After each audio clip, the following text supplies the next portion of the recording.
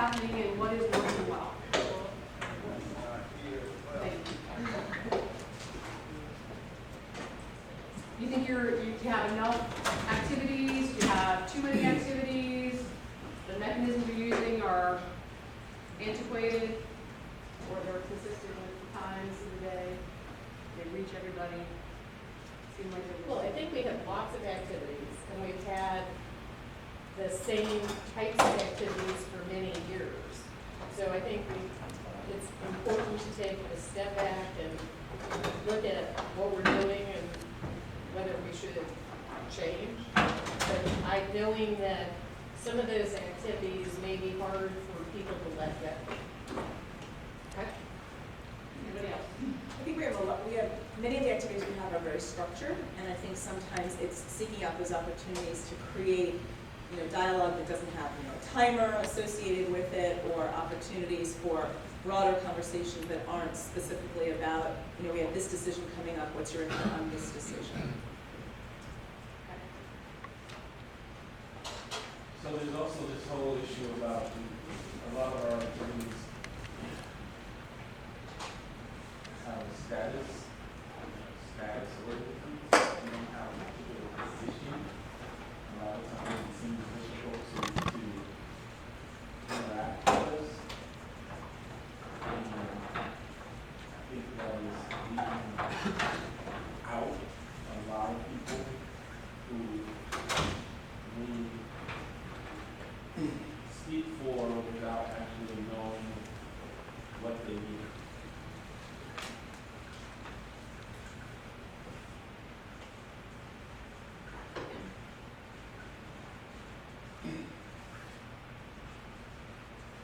Anything else? I also think we've had conversation about how to create opportunities for meaningful engagement around issues that are sort of ongoing big picture issues, but there's not a specific thing coming up. So, we've talked about our commitment to sustainability, or issues around, technology. I mean, things that we know are ongoing needs of not just our school system, but all school systems, and we know there's interest and expertise and enthusiasm and passion in the community. How do we engage that, harness it, get the benefit of ideas and support, also be very clear about what we are doing, what's working. So using that kind of, I know in some of the other communications plan, structuring these sort of advisory committees, but again, not necessarily, maybe some balance of formal and informal. I think two things. One is the values, right? Clarity around the values that sort of struck me when I read the memo again. That's good. That's really solid. And the other, which is kind of maybe obvious, but I think it's important. There's deep commitment to this work on the part of the Board of Education, right? And the belief that the board needs to be actively involved in engaging with and communicating in a two-way manner, or a one-way manner, with a broad set of stakeholders. Is a powerful commitment, right? Nobody needs to be convinced that this is something we should be doing, and so it's sort of a foundational starting point in terms of what we're working on. That's a really good place to be in, where we don't have to convince anybody that this is really what we're doing, and for that matter, system level work. I just want to echo that. Just when I think things are working well, I'm just constantly amazed at the level of commitment, a constant focus on getting better, engagement, reaching more, doing more. It's very, very evident. So I think that there's a ton of frequency, as Pat said. There's a lot of stuff going on, and so I think one of our things today would be around taking that and thinking about the intentionality and the strategic nature of that to harness the commitment and the energy. But I got to echo what you said on that one.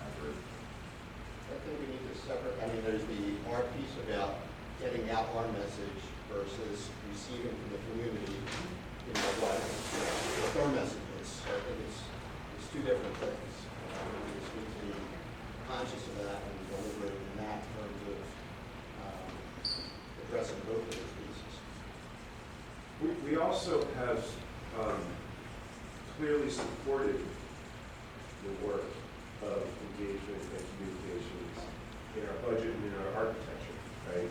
So whether it's the establishment and expansion of chief engagement and partnership work, that office, or whether it's the work that Brian's team does, there's architecture in the system that can be used to help address issues, or address what the board then wants to do.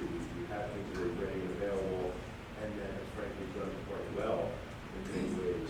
So there's which to me then says the speed with which we can move once we make decisions is much greater than if we have to build architecture, say, oh, wait a second, we gotta find money, or we have it, we gotta pull it all together in a way that makes sense. But we do have architecture and people and resources to do some really great communication to continue to build on it.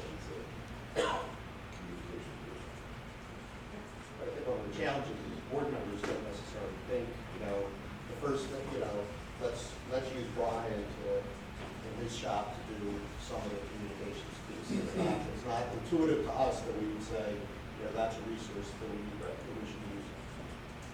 Well, there's two ways. Because it's not just the board members. I don't know if anybody has it. In terms of seeing our communications apparatus is our communication. I think communication apparatus is seen as suggestions from the superintendent. And that's part of, I think, why we even wanted to do this and have this conversation, is to kind of undo that separation and ensure that we understand what we're trying to achieve is common, not working in these two camps. Because I believe to me, that's the essence of the elephant in the room, if you will. Well, and so Chris, I would just say, I think a big part of this afternoon with the action plan is thinking about how we leverage common organizational assets, how we consider joint engagement efforts, and I should have said that up front in terms of foreshadowing the action plan that comes, so that I think it's an important point. We have to consider the different ways in which we are hearing, to Phil's point, from the community, how we're getting our message, and getting that ideas out, and just engagement in general. So there's multiple components to the plan that we're going to put together that attend to that. But a little bit higher level, and I want to lose track of this, is that whatever the techniques and modalities that we use to do our communications and our people engagement are, they need to be targeted to the least disengaged stakeholders that we have. I think what we currently do, and have always done, has not been particularly effective at reaching those. And I think the narrative from those communities is not heard to a great extent.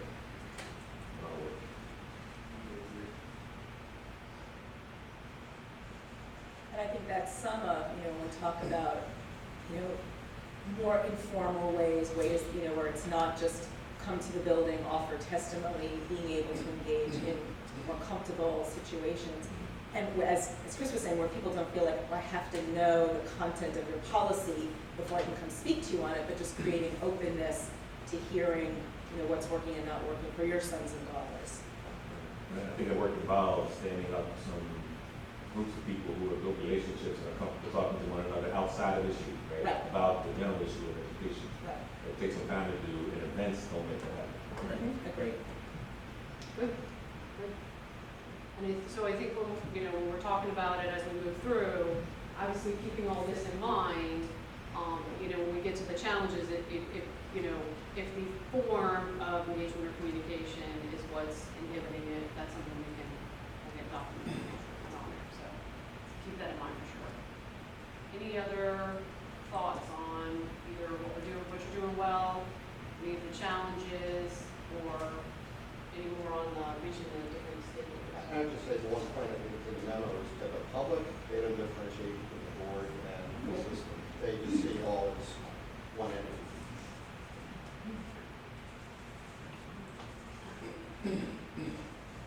Right, so I guess my question is, when I'm hearing people say "we," as each person speaks, feels like there are three different definitions of the word "we" that are being used in this room. So there's "we," meaning we the administration, and then there's "we the board," and then there's "we the administration and the board." And it feels to me like to be come out of today with some clarity when somebody uses the word "we," I think they need to say which "we" they're talking about today. So, the other piece about this, when dealing with what's happening well and the challenges, and I guess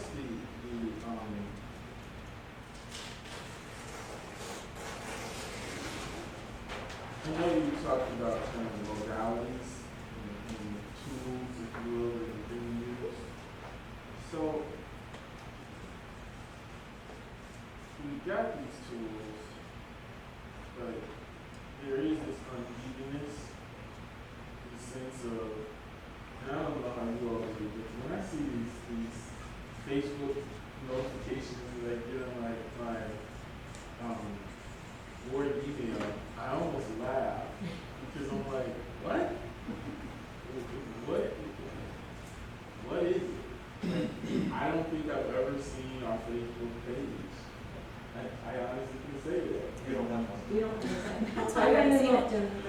That's helpful. But then There's I one say, set up, but it's not. right, but then why do I get these notifications? You know what I mean? It's kind of like phantom stuff going on. It makes it seem like there's something going on that isn't going on. But somebody's interacting because somebody just told me about their birthday or somebody just joined something. And I think it gets to kind of a point that's being made is I worry about our intentionality in terms of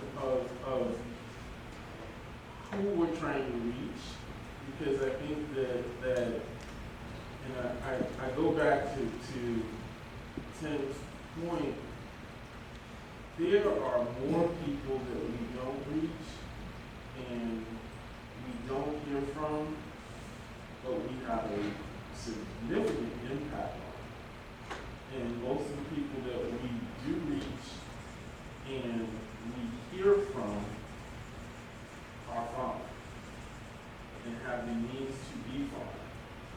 But the people that we constantly talk about in terms of the underserved, the at-risk, and all these nice phrases that we deal with, it's like we're not there in terms of how are we purposefully connecting with them to that point.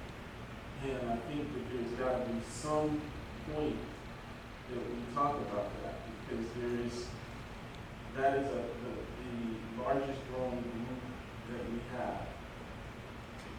And is that what you meant by, just to be clear, is that what you meant by unevenness, that the communication modalities? It's both. I mean, there's unevenness in the sense that there are some things that are going on, like, I don't know all that's going on with our Twitter page, but, there's some things that go on with Twitter that are happening through our communications department. The Facebook piece, obviously I thought there was a page, there isn't a page, or whatever, right? So it's even just the fact that I don't know that is issue enough, because I think I'm pretty damn engaged with me too. So you're kind of covering it as there's things that's going on that you're unaware of, and it also is the reach or coverage of the stakeholders. Well, Yes. I think things the use of social media has changed things that, it's like my fax machine and my board phone at home, the board line, are very lonely. Like, hardly anybody calls anymore, and it used to be, a long time ago, I could come in and the fax machine, I'd be out of paper, because people are faxing copies of letters to me, overnight. I put the fax machine in the basement when I came on the board so that I wouldn't hear it at night, because people thought they were faxing to the office. It goes weeks and there's no fax. I've never gotten a fax. Exactly. Okay, but anyway, Maybe. and the board phone lines, I have to remember, to check it, and if I get, oh, you have one message, I'm like, ooh, this is unusual. But yet I can get up in the morning in the BlackBerry, if there's a hot topic, I've got, 40 emails, so it's changed, how people are communicating to us, and even our public comments at board meetings. We have many board meetings where we have no one who's come to give us public comment, and yet, in the past, we could auction off those spots. So Chris, there's a Moco VOE Twitter handle, which has about 1,053 followers. So our last tweet from that, from Moco VOE was 527, a retweet of the system tweet. So we don't use a channel that we have set up there. The system Twitter handle is about, I think, 17,000. And that's social media wise, that's where we fall strategy wise instead of Facebook, for the reason I talked to you about later. But the system, in terms of MCPS, I think we're around 20,000 followers. So. And then just to add to that, Josh comes in, 3+ years ago, and he's Mr. Social Media. I'm all over Twitter, Instagram, Vine, and he's like off in a different universe in a way, because folks are like, what's that? I mean, so it's there is a sense of, it's like, okay, the fax machines are lonely, but then again, we don't know necessarily how to use Twitter effectively, and I mean, for example, Josh, how many times did you do that? Depends on the day. Depends what I'm doing. How about So- yesterday? How many did you keep us? Couple, most were retreats. And then what would have been, what's a day that's a lot? A day that's a lot is when I'm out at schools, or I'm out at events, and I'm tweeting, what's going on out there, what I'm seeing, what I'm interacting with, where I'm going to be. And particularly good practice, particularly when I go to schools and I see, something great. And it's like being able to connect into that, add to it, comment, like that ability to interact, if it's appropriate. How do you do it?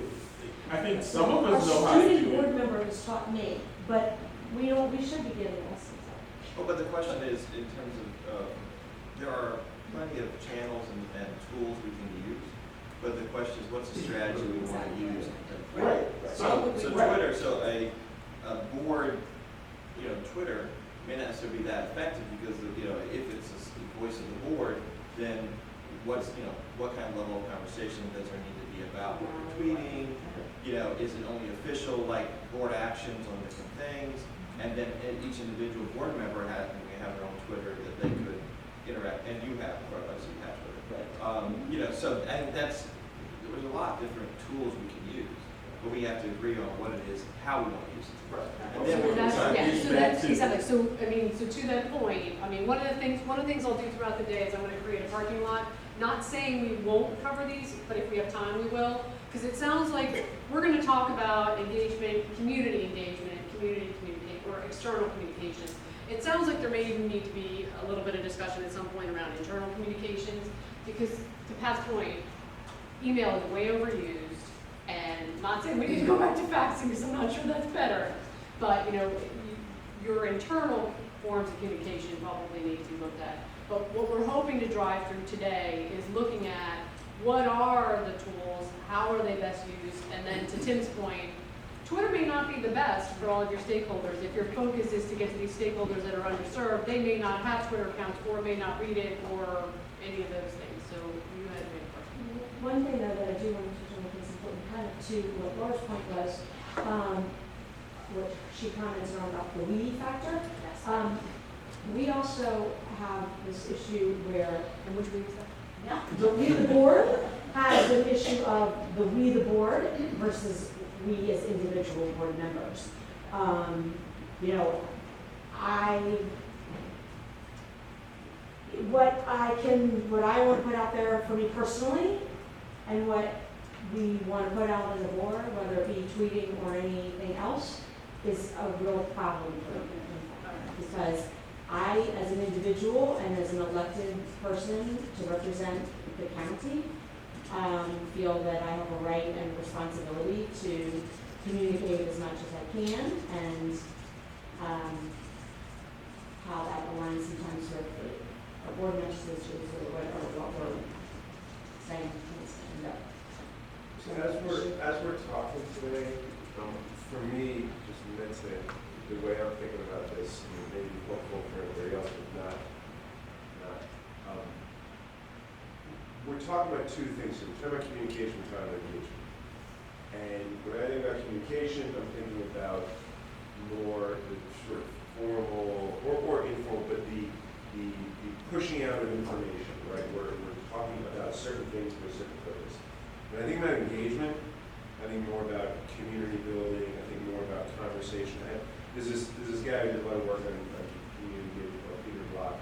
He talks about need-to-need conversations, right? We're always in these conversations with people, there's action plans and there's papers and stuff, but you actually have to take away the tables and sit need-to-need with someone and just engage with them. And as we're talking about what we're doing and what we want to do, I know for me, and I don't know if it's helpful, we have to sort of think about which one are we talking. We're talking communication, we're talking engagement, which there's clearly overlap, but they're also distinct and separate. Because engaging with people in an authentic way to build community, to understand what we need to do as stewards of the system to serve them and help them what the issues are is different than communicating about, you know, the new standards and what that means for us. And again, there's overlap clearly, but sometimes we're talking communication, sometimes we're talking about engagement. Twitter is not about engagement. It's a communication device, right? So let's just, as we think about it, the extent to which we're clear about which one we're talking about, again, recognizing there's an overlap clearly, may help us as we go forward. Yeah, Chris and Tim alluded to this, that the engagement part is what we are concerned about, that many people are not getting this electronic stuff. They don't read it, they don't have it, and I know that I've been told by people who are in the system, well, most people have it, and they can get the information. And yet, we just had a report from Identity last week that said 1/3 of the students did not, in their families, have the possibility of using email.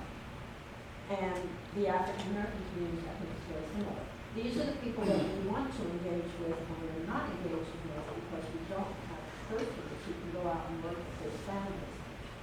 The times that I have seen lots of Latinos or speakers of Spanish come out, so we have an outreach person in our county, Teresa Wright, who grabs them, brings them in, makes sure that they get the earphones so that they can hear the conversation, but they do not often get a chance to speak.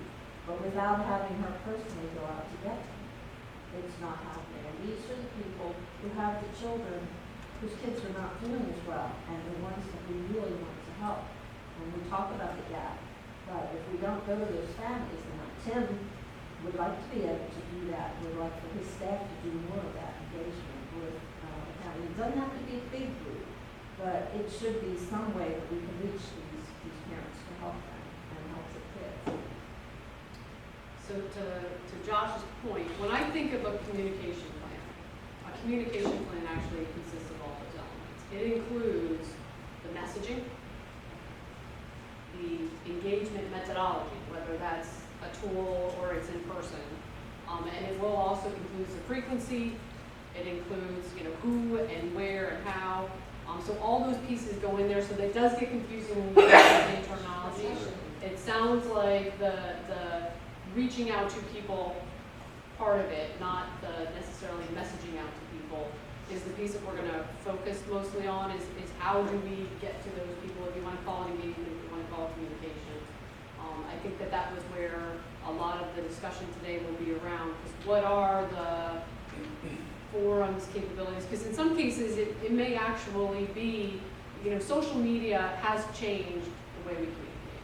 And in some cases, some people are more comfortable receiving some sort of, not necessarily face-to-face, person-to-person, because even if they have the translator, a lot of times if it's a foreign language, if they can read it, sometimes they can absorb the data better versus if they hear it. So, and it's just, those are things we'll kind of talk, as we talk through and brainstorm on the different activities, that I think all of that will get weaved in to some point. But it sounds like there's common ones, so first of all, Well, the pre-read, this one on public participation, this, the International Association, Public Relations, whatever. Public participation. Public participation. I thought this really, in a nutshell, was the best of all the pieces that we have, because I think it's short and sweet, but, what is the purpose?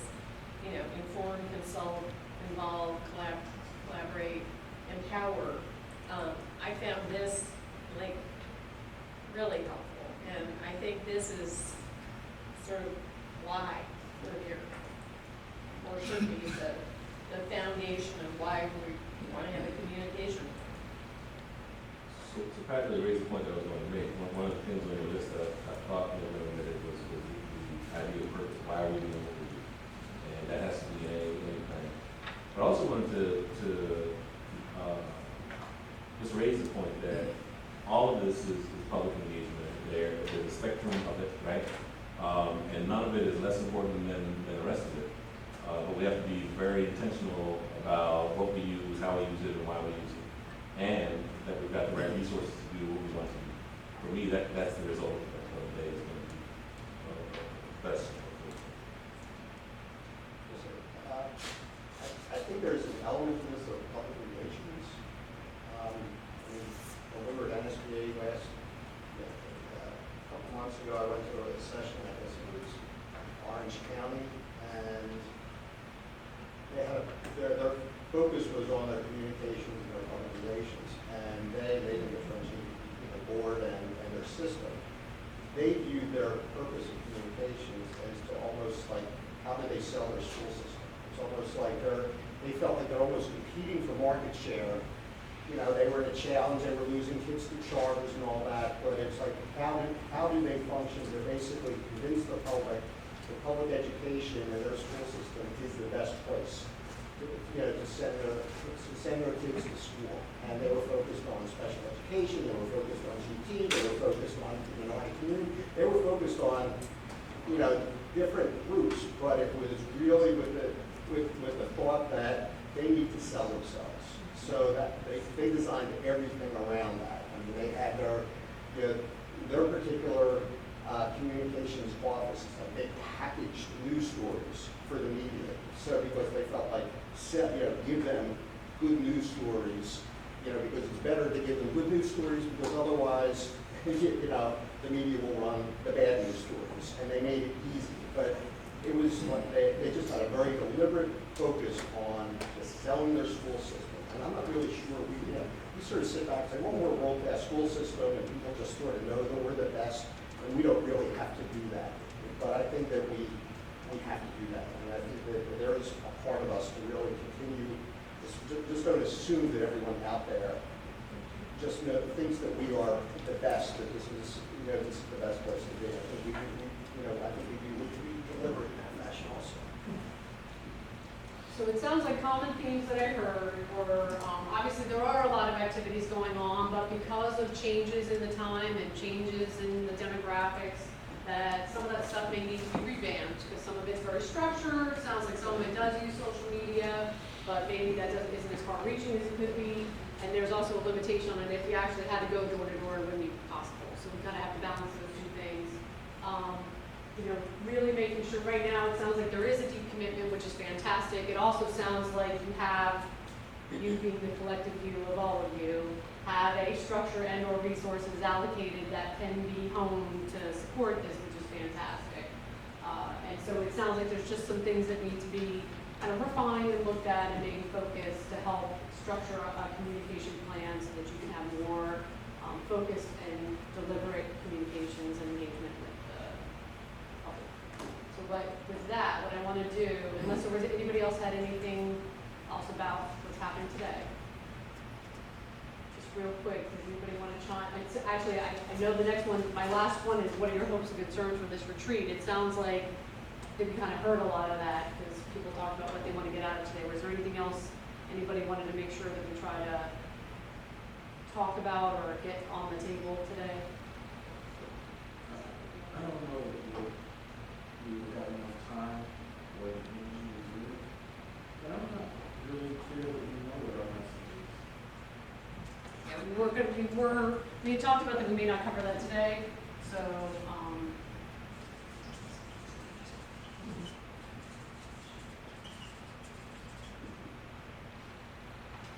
And then there's, more.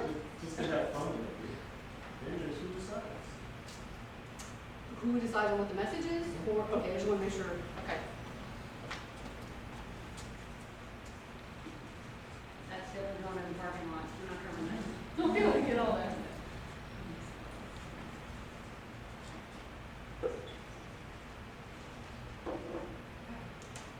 Anything else? Okay, so with that, what we're going to move into is talking about who are your stakeholders. And obviously, in this discussion, we talked about a lot of different stakeholders, and I realize you have many. What we're going to try to do is identify who they are, and then we'll look at, in prioritization, it doesn't mean that someone's more important, it's from the perspective of if you want, if engagement and or communications is where we're trying to go, which ones do we need to focus on for right now to try to see how do you improve that level of engagement or that communication. So, pretty simple chart. You all know better than I do who your stakeholders are, when do you interact with them, how do you communicate with them. And we heard some of this already, but the main thing I'm trying to drive out here is kind of who the stakeholders are so we can get a list of stakeholders and then go from there to say which ones should we start, should we try to focus on to try to hone in on some of that communication. We've got parents and students. Business community.